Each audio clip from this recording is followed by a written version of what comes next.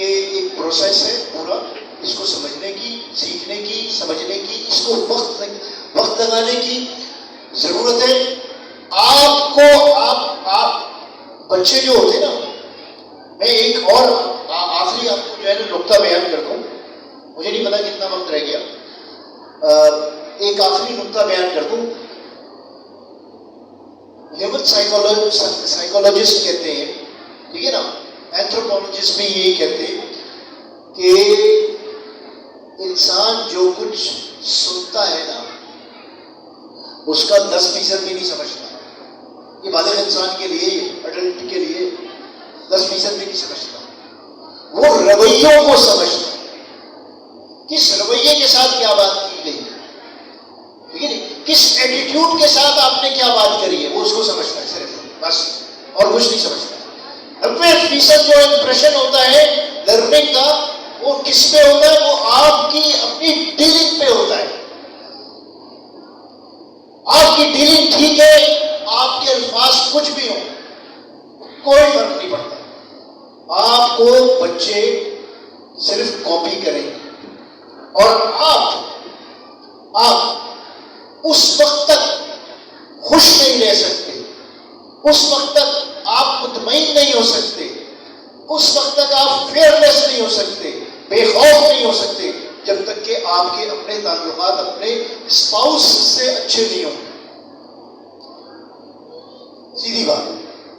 اگر شوہروں سے تعلقات اچھے نہیں ہیں تو آپ کی بھی کنڈیشن اچھی نہیں ہوگی، اور اگر شوہروں سے تعلقات اچھے تو آپ کی کنڈیشن اچھی ہوگی، آپ خوش رہیں گے، وہ خوشی بچوں کو آگے بڑھائے گی. یہ ایک پروسیس کا ایک میں نے آپ کو آؤٹ لائن بتائی ہے، ٹھیک ہے نا. اور خوش رہنے کے طریقے کیا ہیں، تعلقات کو مینٹین اور اس کو رچ کرنے کے کیا طریقے ہیں، وہ بہت ڈفرینٹ سبجیکٹس ہیں، وہ بہت ڈفرینٹ ٹاپکس ہیں. ٹھیک ہے نا، اس وقت میں کچھ نہیں کور ہو سکتا، اس کے لیے کلاسز چاہیے 90. تو اس کے لیے میری آپ لوگوں سے گزارش ہے کہ آپ صلی اللہ علیہ وسلم کی سنتیں، آپ صلی اللہ علیہ وسلم کی اسوہ، آپ صلی اللہ علیہ وسلم کی زندگی، صرف یہ دیکھ لیا کریں کام کرنے سے پہلے کہ آپ صلی اللہ علیہ وسلم ہوتے تو اس کام کو کیسے کریں. ٹھیک ہے جی، کریں گے جی، کوشش کریں گے. ہینڈ ریس کریں، کون کون کوشش کرے گا؟ میں بھی انشاءاللہ کوشش کروں گا. بہت شکریہ آپ کا. تو ثنا نے یہ کہا کہ جی دعا بھی میں کرا لوں، حالانکہ یہاں بہت نیک لوگ بیٹھے. سب سے زیادہ کیا نام ہے برا انسان تو میں اپنے آپ کو تصور کرتا ہوں، اور تصور نہیں، حقیقت بھی ایسی ہے. تو میں تو یہ چاہ رہا تھا کہ آپ میں سے کوئی آ کے یہاں دعا کرا دیتا تو سب کے لیے جو ہے نا وہ فائدہ مند ہو جاتا. اگر کوئی اس متمنی ہے دعا کرانے کا تو بالکل تشریف لے آئے، ورنہ میں حاضر ہوں. نہیں کرتا؟ اچھا جی. دعا کے آداب ہیں. دعا کا سب سے پہلا ادب یہ ہے کہ آپ جن دعا کہتے ہیں ندا کو، ندا وہ ندا نہیں ہے جو ہماری یہ ندا ہے، ٹھیک ہے نہیں. ندا کا مطلب ہے آواز لگانا، دعا کا مطلب یہ پکارنا، ٹھیک ہے جی. تو دعا کا کیا مطلب ہے؟ پکارنا. تو سب سے پہلے تو ہمیں یقین ہونا چاہیے کہ جس کو پکار رہے ہیں وہ موجود ہے. اور کس کو پکارتے ہیں ہم؟ صرف ایک اکیلے اللہ کو پکارتے ہیں، ٹھیک ہے جی. اور جس کو پکار رہے ہیں اس کے بارے میں یہ خیال بھی ہونا چاہیے، یہ یقین بھی ہونا چاہیے کہ وہ ہماری پکار کو سنے گا بھی، اور اس کو اتنی قوت ہے کہ وہ اس کو پورا بھی کرے گا جس کام کے لیے بھی پکاریں گے. مثال کے طور پہ آپ نے فرنیچر اٹھا کے رکھنا ہے ایک جگہ سے دوسری جگہ، آپ کس کو پکاریں گے؟ چھوٹے میاں کے ابا کو پکاریں گے نا، یا چھوٹے میاں کو بتا دیں گے نرسری کلاس کے، ارے میاں آ جائیں آپ ذرا، یہ فرنیچر اٹھا کے فرنیچر رکھنا ہے، ادھر سے ادھر کرنا ہے، ٹھیک ہے جی. لیکن اگر ایک پینسل اٹھانی ہو تو پھر چھوٹے میاں ذرا پینسل لے کر آئیے گا، یہ کاپی ذرا وہاں رکھ دیجیے گا. تو جس کو پکار رہے ہیں ہم، اس کے بارے میں یہ گمان، یہ یقین پکا ہونا چاہیے کہ وہ ہماری پکار سن بھی رہا ہے، اور اس میں اتنی قوت ہے کہ وہ دے گا بھی، ٹھیک ہے جی. پہلی شرط دعا کی یہ. اور دوسری شرط دعا کی کیا ہے؟ دوسری شرط دعا کی ہے کہ پکارنے والے کی تعریف کی، ٹھیک ہے جی، کہ آپ ایسے ہیں اور آپ ایسے ہیں اور آپ نے یہ کیا اور آپ نے یہ کیا، اس کی تعریف کی. دعا تعریف کس کی؟ اللہ تعالیٰ کی تعریف کی ہے. تیسری شرط دعا کی یہ ہے کہ اللہ تعالیٰ سے تعارف، اللہ تعالیٰ کا انٹروڈکشن جس نے ہمیں کرایا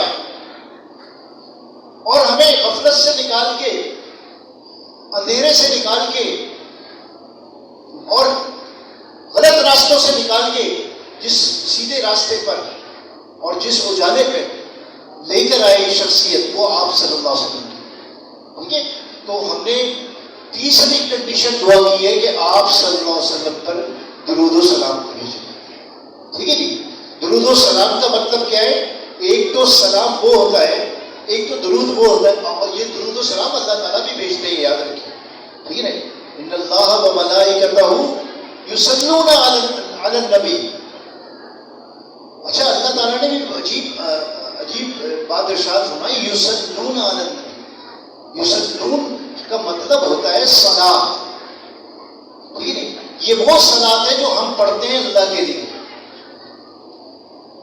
یہ وہ صلاۃ ہے، وہ بھی صلاۃ ہے، اور یہاں درود پڑھنا بھی صلاۃ ہے. تو کتنی مماثلت ہوگی. یعنی درود ایسے پڑھنا ہے جیسے صلاۃ پڑھنی ہے. جیسے نماز میں ہم خشوع و خضوع چاہتے ہیں، ایسے درود میں بھی خشوع و خضوع چاہیے. ایسے ہی نہیں، بس فرمایا کہ دو عمل ایسے ہیں، اگر حدیث شریف میں آتا ہے کہ اگر ان کو بغیر دھیان کے کیا جاتا ہے تو وہ قبول نہیں ہوتے. دو عمل ہیں. ٹھیک ہے جی. بغیر دھیان، یعنی دو عمل نہیں، دو عمل ایسے ہیں جن کو بغیر دھیان کے کیا جائے گا تو وہ قبول نہیں. دھیان ضرور ہے. یہ میں عبادت کی بات کروں. ٹھیک ہے نا؟ ورنہ دھیان تو ڈرائیونگ کے لیے بھی ضروری ہے، دھیان تو اپنے پڑوسی سے بات کرنے کے لیے بھی ضروری ہے، اور دھیان تو ہر کام میں ضروری ہے. کھانا کھاتے ہوئے بھی دھیان کی ضرورت ہے. ٹھیک ہے، لیکن یہ عبادتوں کی بات ہے. ایک عمل کون سا ہے اس میں؟ ایک عمل اس میں ہے حضرت محمد مصطفیٰ صلی اللہ علیہ وسلم پر درود پڑھنا. ٹھیک ہے، یہ دھیان کے ساتھ پڑھنا، بے دھیانی میں نہیں. بے دھیانی میں پڑھیں گے تو ایسے ہی ہے جیسے آپ پل صراط میں چل رہے ہیں اور پاؤں ادھر سے ادھر ہو گیا، دھیان اگر نہیں ہوا. ٹھیک ہے نہیں. اور دوسرا عمل کیا ہے؟ دوسرا عمل ہے استغفار کرنا، اپنے کردہ اور نہ کردہ گناہوں پر توبہ کرنا. یہ دو عمل. ٹائم کوئی بتائے گا کیا؟